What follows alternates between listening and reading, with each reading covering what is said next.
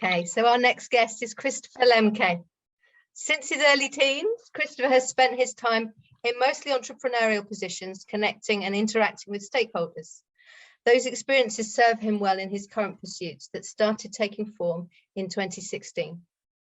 Moving deeper into the human experience and exploring how he could use his experience, skills and knowledge to serve humanity, he started coaching people and businesses on finding their purpose, as well as sharing his own discoveries and forays into deep consciousness.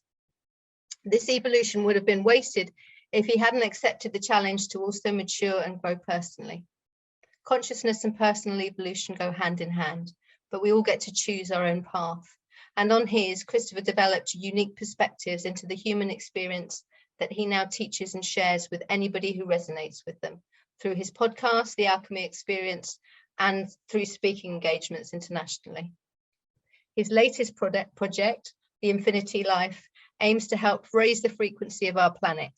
It's a course that can help you clear your core wounds and energetic blockages that hold you back. The course ultimately also offers students the opportunity to become teacher trained, whether they want a new direction in life or just an additional side income. In any case, healing core wounds and releasing your limiting beliefs are foundational to your future success.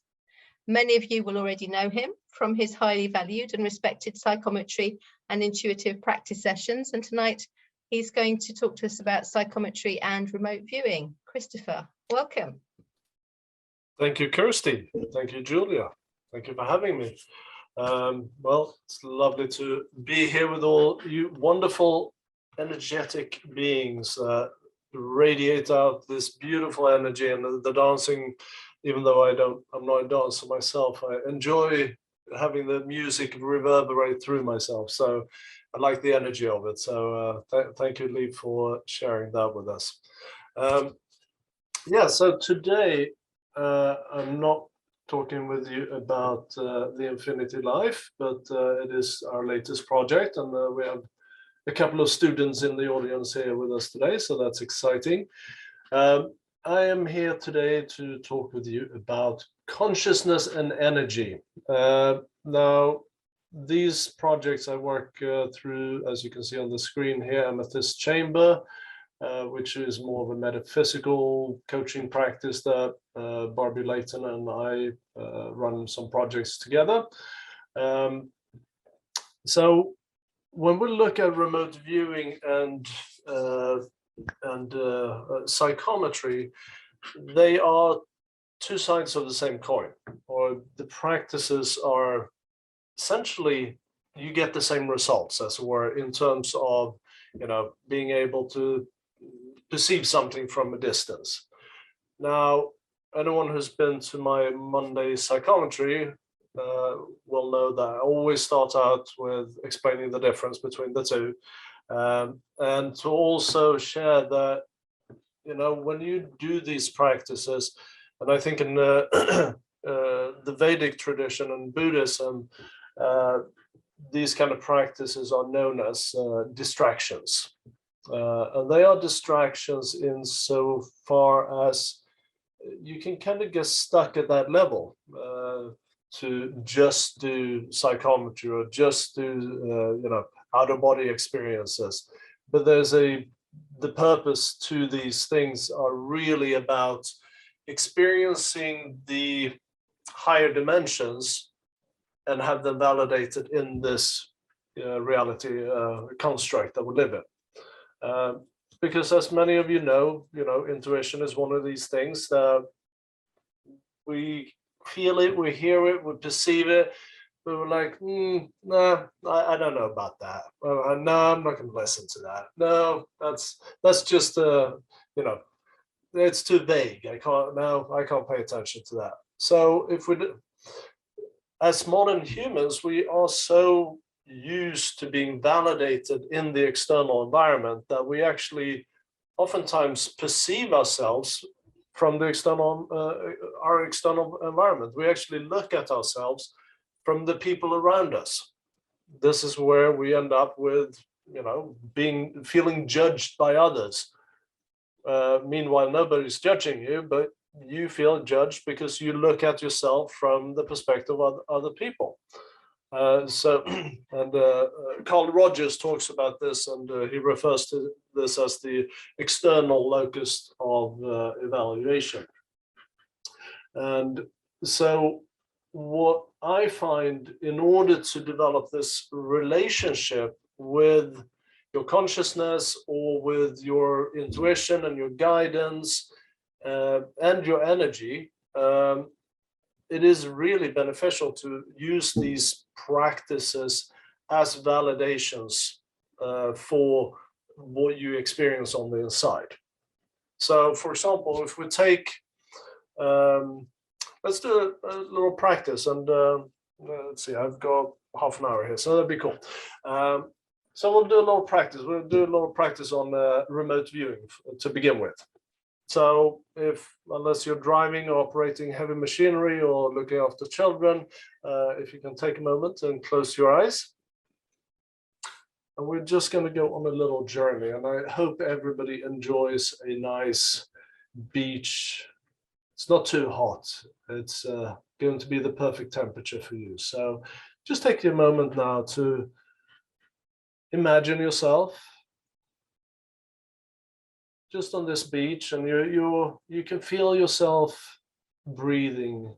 You can observe yourself breathing, and you're just breathing in this beautiful air around you. And it really is the perfect temperature all around you. You can feel it on your skin. And now, just as you're bringing yourself to this place, just bring your awareness within your body to somewhere around your chest area. If you want to put your hands on your chest, if that makes it easier for you, but just start to bring yourself to this beach, and notice things around you. You look at the sand. Perhaps put your feet in the sand and feel that sand kind of going up between your toes, and feel that beautiful sun just warming everything around you. Perhaps there is a cool drink on the table next to you as you're sitting in your sun lounger. Reach out for it. Feel the coolness of that drink and the condensation, the wetness of the glass as you bring it to your lips, and just feel the cool drink go into your mouth. Perhaps that's a sweet drink, or perhaps it's a refreshing drink. Whatever works for you. And now look out towards the sea. Look at these beautiful waves, hear them kind of gently caressing the sand as they come in. Notice the beautiful color of that aquamarine ocean that lays in front of you. Perhaps there's low chatter amongst people around you. There's some kids playing on the beach there. Notice how much joy they bring to their play. Perhaps you can feel that in your heart space.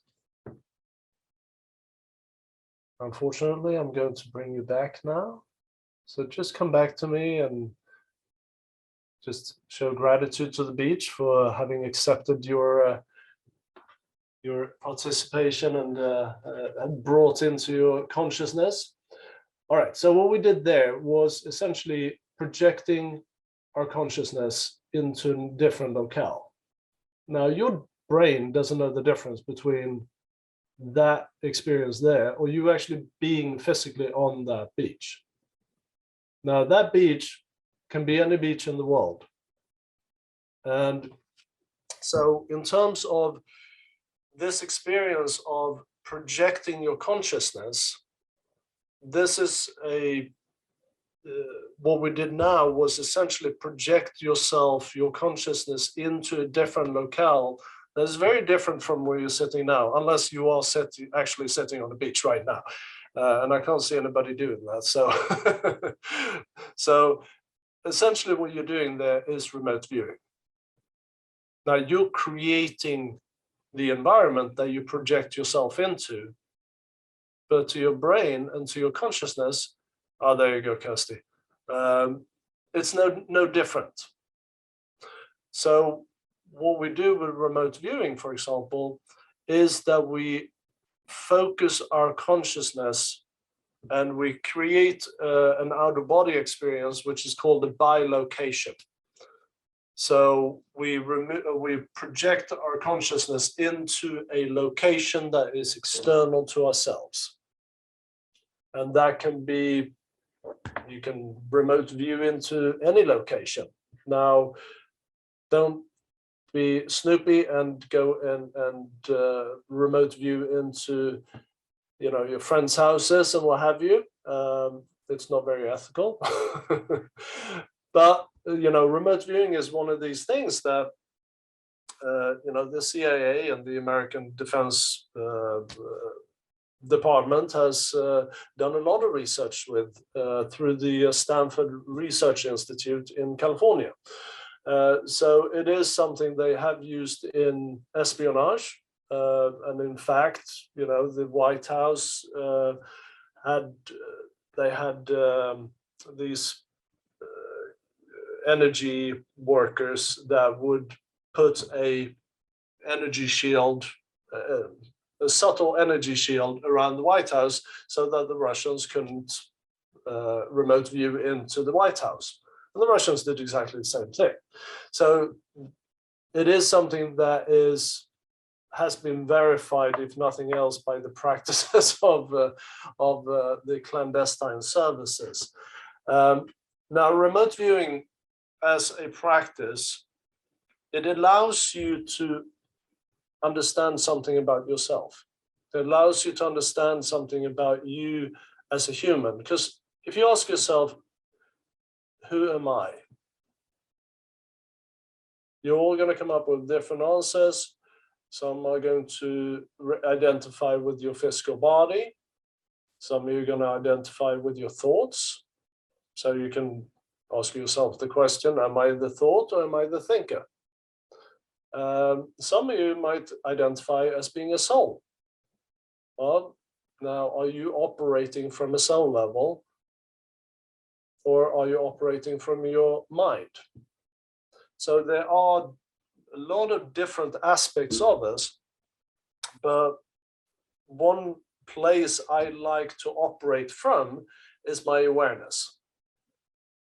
And residing with my consciousness and observing the world from my awareness, because we have a tendency to exist in our head, right? And so the thoughts that come up, we kind of reside in them and we attach to them. And this is oftentimes when we end up in trouble, because the emotions come up and then it kind of triggers the thought process, and then we start acting out from that perspective. Now, if we can understand that we are more than our thoughts and our emotions and all of this, we can start operating, we can start choosing to operate from the level of consciousness that we want. And anyone who's listened to my podcast from the beginning will have heard that I talk about choice being a superpower. And I think it is really the first superpower. So one of the things I always propagate is to choose where you want to experience life from. And remote viewing is one of these techniques that will allow you to get a perspective to where you can, to give you different choices as to where you want to experience life from. Now, similarly with psychometry, and I hope I'm not going to disappoint too many people here. I'm going to talk about the kind of aspects that, or the benefits we get out of these practices, and because we really don't have space and scope today to do a lot of these practices here today, but we have a lot of groups. I know Kirsty and Julia run the Consciousness Connect, and I have the Monday Psychometry and the Advancing Psychometry membership and so forth. So there are a lot of different places where we can practice together. So when we look at psychometry, for example, that allows us to connect with our different bodies. And I really use the the kind of terminology from the Vedic traditions here with the what they refer to as the koshas. And I'm referring there to the physical body, mental body, energetic body, the soul body, and the astral bodies. Now, when we use psychometry, we use any of those bodies really to receive information. So we remain in our body with our consciousness, which is different from remote viewing, where we project our consciousness outside our body. Psychometry, we receive energetically information about an object, about someone else, about a location, whatever it may be.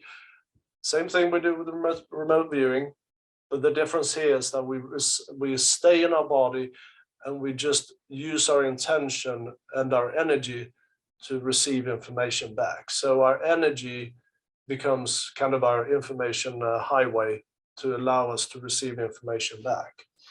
And the benefits here is that oftentimes the energy we get back feels the same way the guidance or intuition would, or even our inner wisdom. And oftentimes I will refer to, people talk about hits and misses. I tend to not use those terms, because everything that we do in these practices are opportunities for us to learn about ourselves and learn how we interact with these things. And as a matter of fact, when any experience you have is not you learning about the external world, but it's how you respond to it. How do you react to the external world around you? So the external world is really only there showing up as a tool for you to experience yourself. So when we're working with psychometry, it really allows us to feel the difference between, for example, the energy of your mind, very loud, brash, opinionated mind that we have. And for a lot of us, we have, the negative talk within our mind. We have, oftentimes when we do psychometry and we get the information in, and we get this soft, gentle energy that we perceive. And then the mind comes in and says, no, you can't say that. You're going to make a fool out of yourself. That's dangerous. People are going to hate you. Don't do that. And it's really about learning the difference and noticing how different these different perceptions feel within yourself. So what we want to do is to be able to recognize the energy that comes to us, because then as we go about our daily lives, when that energy shows up, we can then say, I recognize this. I've experienced this before. Now the psychometry or the remote viewing in itself is a cool party trick, granted, I'll give you that, but in terms of the evolution of our souls or evolution of ourselves, they're kind of useless. As the Vedic tradition talks about, they are distractions. But now if we can learn to understand how our intuition and our guidance feels, now we can actually start using this to great advantage for ourselves and start making decisions that allows us to remain in flow with our own experience and our own purpose. I mean, it took me about 44 years to, well, actually, I'm not quite there yet, but it took me quite a while, so at least 44 years, to understand where, what's my purpose in life. Because I didn't have the understanding to listen to my internal voice, my inner wisdom, because my mind was so loud that I kept on dismissing it. So once I learned to observe myself from a different perspective, I was able to tap into it because my mind was not in charge any longer. And this is where we want to go with these practices of psychometry and remote viewing, out-of-body experiences, all of these different practices that we use. And also for anyone who's practicing healing, for example, energy healing, it is a wonderful way of getting yourself out of the way and just allow that energy healing to come through your body. And anybody who's an energy healer will know that really the highest disservice you can do to one of your clients is to mix your own energy in with the healing energy you're sending out. So being able to get ourselves out of the way is really critical in terms of being of the highest benefit to your clients when you do healing. And using psychometry and remote viewing gives you that opportunity to put yourself in a different location. So we're going to do one more meditation, and this is going to be more related to the practice of psychometry. So again, no driving, heavy machinery, children, or watching children. So close your eyes for a moment. Now I'd like you to just start drifting within yourself. Again, if you want to put your hands on your chest, because what that does, it brings you, wherever you put your hands, you bring your awareness. So now just allow your awareness to drift within your chest space. And perhaps just start perceiving an internal void that is like space. Perhaps you can see some stars and some planets, the Milky Way, some galaxies. But you're starting to notice your experiences in your body and your mental body and your energetic body. Just from this perspective of your awareness. So you observe your breathing without any judgment.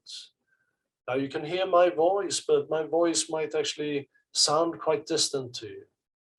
So you're not allowing yourself to hear my voice through your ears, but you hear your voice through your body. And just allowing yourself to feel the temperature on the air around you. Allow yourself to feel the taste in your mouth, any smells in the air around you, any sensations in your body, any emotions that may come up. Observing without any judgment, any thoughts that may come to you. All from this space within you. So now I'd like you to take your awareness and bring your awareness to your right elbow. And again, if you want to take your left hand and put it on your right elbow, to bring your awareness there, and just observe the inside of the elbow, the energies that reside there. And from this perspective, also observe your breathing, observe my voice as it comes to you. And now perhaps move your awareness to your left hip. Again, if you want to bring your hands there to help bring your awareness there. And observe yourself from your left hip. Really allow yourself to perceive yourself from your left hip now. And perceive all the experiences that go on within yourself. Perhaps any tensions or sensations within yourself. Observe your breathing from your left hip. Any emotions that come up, perhaps. Any thoughts that arise. Just notice how you are perceiving things, or perceiving your experiences with your whole body. It is not limited to your ears, your nose, your mouth, or your eyes.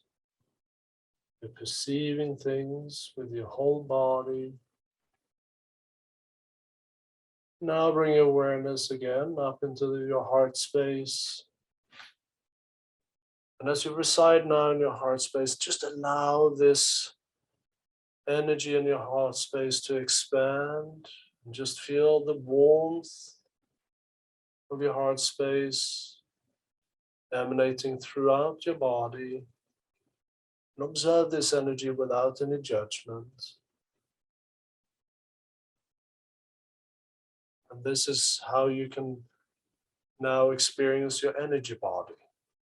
So our physical bodies we are perfectly aware of. Our mental bodies we are also aware of, as we have emotions and feelings that crop up.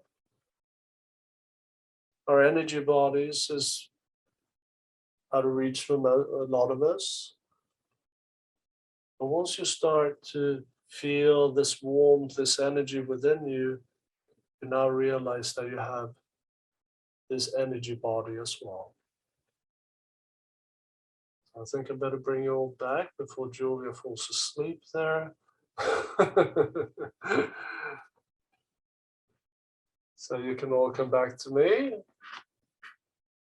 And so yes, the key to this is really about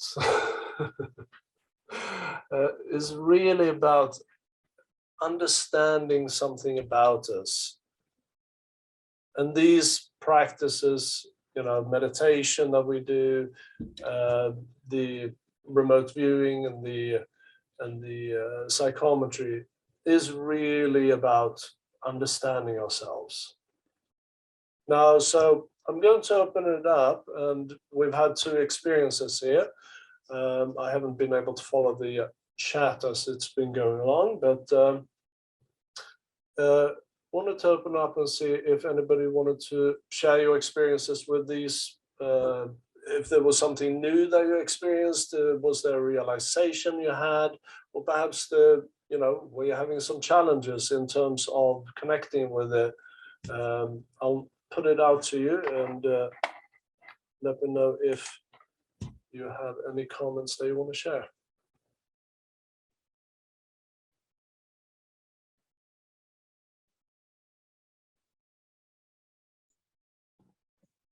So I'd like to chilled now. Yeah. Yeah, I can share. All right. Who's that? Nolan? Nolan, yes. Yeah, man. I think for me, when you said move your hands to your elbow, your right elbow, and then your left hip, I found myself automatically like kind of breathing into those parts of my body as well. Although I just felt like the air got on, and I felt the warmth as well. A lot of energy running with it. So I think this can be applied with, if you have a pain on the one side, then you kind of redirect onto the other's opposite side as well, right? Move the pain away to a new spot. So I really enjoyed that.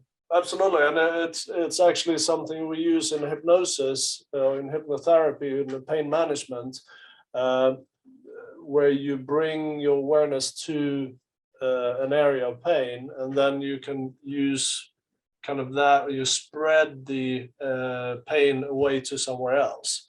So absolutely, it's something. It's a way of using that. But yeah, no, I appreciate that. Thank you, Nolan. And it's one thing you may notice, and it's important that we pay attention to or have these experiences, because if we don't, we're not going to experience the opposite of it. A lot of times when we fly back up into our head during that type of a meditation, it is when we start hearing ourselves or hearing things through our ears, and we become conscious, acutely aware of hearing things through our ears, right? But if we can practice this to, for example, hear things through our entire body, that we know, then we know that we are observing ourselves from that awareness. Arthur, go ahead. Yeah, I experimented with that a little bit with when it came to the elbow. I decided I would just try to move my virtual hand or my astral hand. And I found if I kept that awareness there, it was very powerful. Yeah. It was more powerful than moving my hands, but you have to like focus to hold that awareness. Or I did. And see, that's the challenge oftentimes when we're working with psychometry and remote viewing, is to work with these paradoxes that we have. In order to be able to focus, we have to relinquish our need or our attachment to focus. So it's only when we're not focusing that we can gain focus. If you focus, so for example, if you're doing remote viewing, and oftentimes what they'll do as a test, they'll have like an envelope with a, we can't see this, oh, there we go, with a number sequence on it, or have coordinates or something like that. And then you bring that to mind very quickly, and you just set the intention to hold the focus on that without actually focusing on it.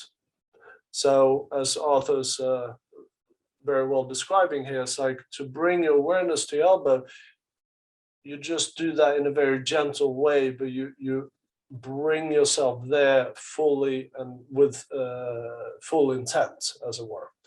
Now, if you start focusing on your elbow, then you start doing that typically from your mind, from your head. So it's kind of, we're observing our elbow from our mind as opposed to moving our awareness into our elbow. Just to use the elbow as an example. So yeah, that's that's a very much differentiation to keep an eye on. think with your hand. Yeah. Well, that's why, you know, putting your hand on the location when you're starting to do this practice is quite useful, because then you bring your awareness there. So, you know, when you were a kid and you're biking or skating or whatever, and you fall over and you scrape your knee, right? What's the first thing you do? You bring your hands to wherever you hurt yourself, right?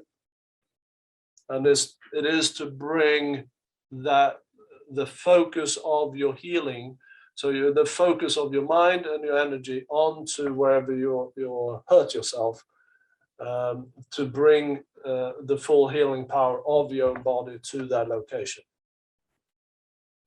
So think about that, and that is to really bring your awareness to that location. Noriko. So thank you for that exercise. Okay. While I was paying attention to my chest, I thought of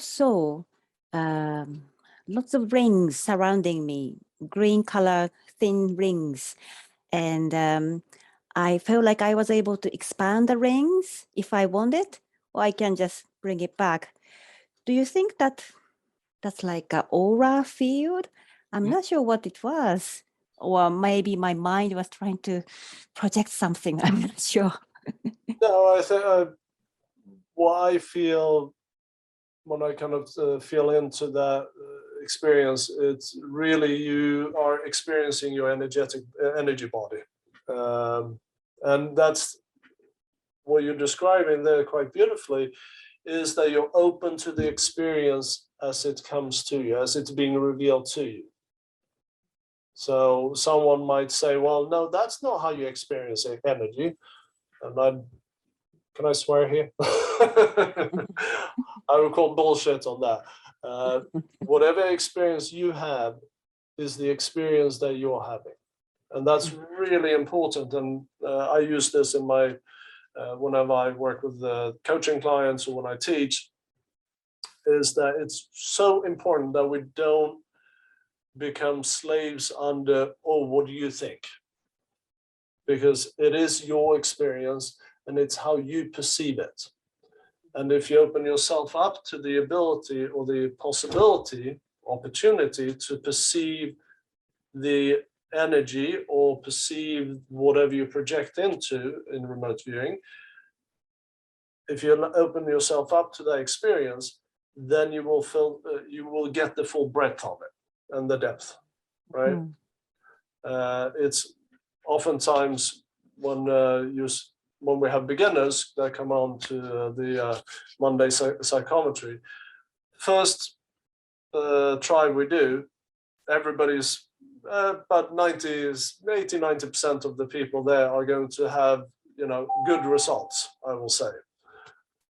Second time, it's like all out the window. And everybody goes, why did we do this so well the first time? Well, the problem is the first time you have no concept of it. You have no preconceived notions. You haven't attached to an outcome yet. Now you've experienced something, and perhaps you have experienced it through clairvoyance or through clairaudience or whatever. Now you're going to be like, oh, that's how I experience it. However, the second time, things are coming through as clairsentient. So you're coming through your emotions, but you're focusing on what you see, not what you feel. So therefore you discard whatever you feel, right? So you attach yourself to the outcome. That's really important in both psychometry and remote viewing, that you really release any expectations on the process and the outcome, and just be open to how it comes to you, how it's revealed to you. Those are really key. All right? Hey, no judgment. Yes, exactly. Thank you. Thank you. Arthur, go ahead. I'm muted. Okay. I had a really interesting experience with that sort of thing. We've been taught to not have expectations. And I was looking for something, and the voice in my head was saying, you're not going to find it until you stop looking. And I had to very, very energetically stop myself from looking. And it was not more than about 3 or 4 minutes after I completely stopped that I found it. Yeah. Surrender and release. That's really what it's about. So beautiful example there, Arthur. Thank you. When you guys start doing this as a practice and you start getting good at it, don't tell your friends, because they're going to call you to ask you to help them find stuff. And I have friends frequently call me, especially a jeweler in Stockholm who's is quite, yeah, his mind is not quite where it should be. So he loses these like expensive diamonds and stuff all the time. And his daughter will call me up and be like, Christopher, can you help us find this? And this is where psychometry can work out be quite beneficial. You can actually make a living out of it to help people find things. And I mean, there are people that actually help find lost animals and stuff like this using remote viewing and psychometry. So there is benefit in the 3D world for that as well. But yeah, your friends will pester you, just so you know. All right, we got another 6 minutes. So any other questions or comments or any experience you want to share? Yes, thank you, Norika. It's not so much to do with the experiences tonight, but I kind of had a bit of a download the other morning when I woke up, and it was to do with actually the question, what's the point of trying this kind of stuff, came up for me. And when you talk about the cities and everything and about that being a distraction, but actually I woke up with a really clear understanding that when we realize how connected energetically we are with everyone and the impact that our energy has on them and vice versa, that's the reason. Do you know what I mean? That makes it really important for us to get a handle on our own energy and to work towards healing ourselves and healing healing each other. Absolutely. And that is, like I said in the beginning, it really helps you understand who am I, right? And who I am is in relation to my environment, to, you know, everything that goes around me, whether energetically or goes on around me outside my body. Everything is there to help me understand and reflect on who I am. So absolutely, that's along those lines for sure, Kirsty. Thank you. And yeah, so everybody can see if up here, if you want to get in contact with me regarding doing psychometry, you can go to amethystchamber.com and catch me there. And Julia just posted my coaching website, which is the Alchemy Experience.co.uk. We've had Chris on some of our weekly meetings as well, but you're another one we definitely need to come to do a masterclass and some workshops, because 45 minutes doesn't really do it justice, does it? No, I think nice it's taster. I felt it was an opportunity to share why people should do this as a practice, and then there's always opportunities to do kind of get into the practice elsewhere. But you know, people will. A lot of my clients, you know, they'll say, "Well, you know, I didn't have time to meditate this morning." I was like, "Well, you didn't have 5 minutes or 3 minutes, 2 minutes to sit and breathe?" No, well, yeah, I suppose I could, you know. And it's really about getting into a practice and into a habit and creating a pattern around it, where it almost becomes like a necessity for you, because that's when you are going to eventually release yourself into the experience, right? So as I was saying to someone today, it's not all or nothing, it's all or something. So even if you just sit with your hands on your chest for 5 breaths in the morning as you get out of bed, that in itself gives you an opportunity to just reflect on yourself. And with those words, thank you. Thank you for the opportunity, Kirsty and Julia. I appreciate it. And thank you for the beautiful efforts that you are putting in here with Consciousness Connect and bringing all these beautiful souls together. You're very welcome, Christopher. And hopefully we'll see you in the community space as well at some point.